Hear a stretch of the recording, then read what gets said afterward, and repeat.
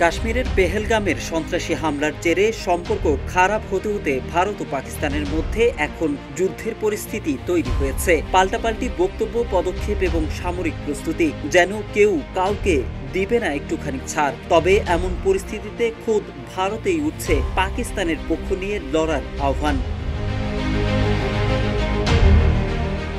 পহেলগামের হামলার পর সরাসরি পাকিস্তানকে দায়ী করেছে ভারত। পাকিস্তান অবশ্য এ দাবিকে নাকচ করে দিয়েছে। তবে এরই মধ্যে বিস্ফোরক ঘোষণা আসলো খালিস্তানিদের পক্ষ থেকে। নরেন্দ্র মোদী যখন বাইরের শত্রুদের প্রতিহতে প্রস্তুতি নিচ্ছেন, তখন ঘর থেকে এলো হতাশার বার্তা।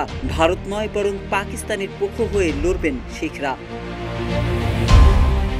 পাঞ্জাবের খালিস্তান আন্দোলনের নেতা গুরপাতওয়ান্ত সিং পান্নু এক ঘোষণায় বলেছেন, ভারতের যে কোনো সামরিক আগ্রাসনের বিরুদ্ধে পাকিস্তানের পাশে দাঁড়াবে পাঞ্জাবের গোটা শিখ সম্প্রদায়।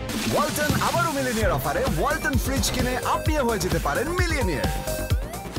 সম্প্রতি ওয়াশিংটন থেকে প্রকাশিত এক ভিডিও বার্তায় এই শিখ নেতা বলেন, আমরা কখনোই ভারতীয় সেনাবাহিনীকে পাঞ্জাবের ভূমি ব্যবহার করে পাকিস্তানে আক্রমণ করতে দেব না।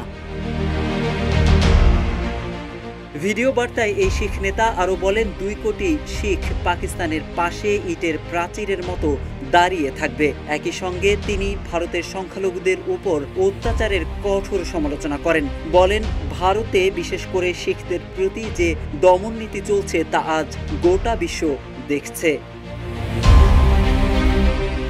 এদিকে কাশ্মীর ইস্যুতে চলমান উত্তেজনাকর পরিস্থিতি প্রসঙ্গে পান্নু বলেন, এখন 1965 বা 1971 সাল নয়, এটা 2025। পরিস্থিতি পাল্টে গেছে। এমন সময় পাকিস্তানের নামের তাৎপর্য উল্লেখ করে তিনি বলেন, পাকিস্তান শব্দের অর্থই হলো পবিত্রতা। আমাদের ঐতিহ্য হলো আমরা কখনো আগ্রাসন শুরু করি না, করবও না।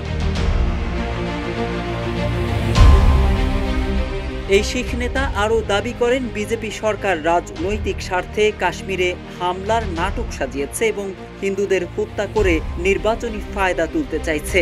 তিনি বলেন, যে আক্রমণ করে সে টেকে না, সেটা ইন্দিরা গান্ধী হোক, নরেন্দ্র মোদী হোক অথবা অমিত শাহ। পাশাপাশি তিনি মোদী, অজিত দোভাল, অমিত শাহ ও এস জয়শঙ্করকে আন্তর্জাতিক আইনে বিচারের মুখোমুখি করার কথা জানিয়েছেন।